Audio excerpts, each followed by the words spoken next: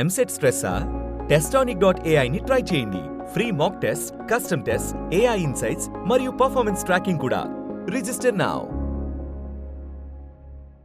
ఏదైనా ఇప్పుడు బాలకృష్ణ గురించి చాలా రకాలుగా మాట్లాడుకుంటారు. ఏం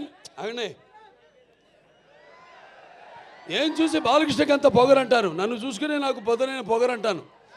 ఎవరిని చూసి అంత ధైర్యం అని అంటుంటారు నన్ను చూసి. అప్పుడు నేను అంటాను, బాబు నా ఏదైతే నిజస్వరూపంతో అదే నన్ను ఉసుగొల్పే ఒక విప్లవంగా అడుగడుగునా నేను నడుస్తానని నేను చెప్తూ ఉంటాను. అలాగే నా రీతి ఏంటి, ఇతనికి అన్నీ తెలుసా అంటారు నన్ను చూసిన వాళ్ళందరూ. నన్ను నేను తెలుసుకునే కంటే పెద్ద విద్య లేదని ఒక సవాలుగా నిలబడతాను.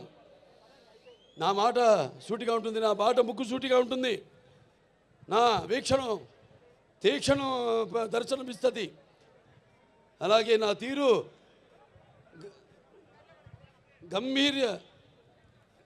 ఒక గాంభీర్య రూపంగా వెలుగుతూ ఉంటుంది. నన్ను మీరందరూ ఒక సినిమా నటుడుగానే కాదు నాకు తెలుసు.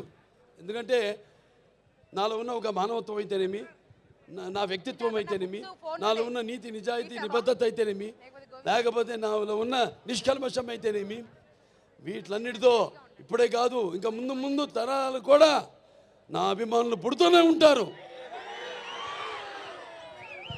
అంటే ఆత్మాభిమానమే నా చిరునామైనప్పుడు ఆత్మవిశ్వాసంతో నిలువెత్తుగా నేను నిలబడతానని మీ అందరికీ తెలియజేసుకుంటున్నాను. అదే మీరు హిందూపురం ప్రజలందరూ కూడా అవే చూపారు. మీరు కూడా ఆదరాభిమానాలు ఏదైతే నేను నాలో ఉన్న కోణాన్ని చెప్పాను, కోణాలన్నీ అలాగే మీరందరూ కూడా ఆ నీతి నిజాయితీ నిబద్ధత, ఆ నిష్కల్మషం, ఆ నా వ్యక్తిత్వాన్ని గౌరవించి ఆదరించి మీరందరూ కూడా మూడోసారి ఒక నటుడైనంత మాత్రాన ఎమ్మెల్యే అవ్వాలని లేదు. వరుసగా ఎంతోమంది వచ్చారు రాజకీయాల్లోకి, ఇవాళ నామరూపాలు లేకుండా పోయారు, అడ్రస్ లేకుండా పోయారు. కానీ ఇవాళ ఇక్కడ పనులు చేశాం కాబట్టి నన్ను గెలిపించారు. ఊరికేదో సినిమా యాక్టర్ లేకపోతే రామారావు అబ్బాయి అయినంత మాత్రాన పనులు చేయాలి. ఎంతో కొంత మనం సమాజానికి కూడా మన వంతు బాధ్యత ఉంది ప్రతి ఒక్కరి మీద. అందరూ కూడా మన వంతు మనం సంపాదించిందే కాదు, ప్రజలకి ఎంత మనం తిరిగి సమాజానికి ఇచ్చాం అన్నది చాలా ముఖ్యం. అప్పుడే మనం చరిత్రలో చిరస్థాయిగా నిలిచిపోతాం. నిలిచిపోవడం కోసం కాదు.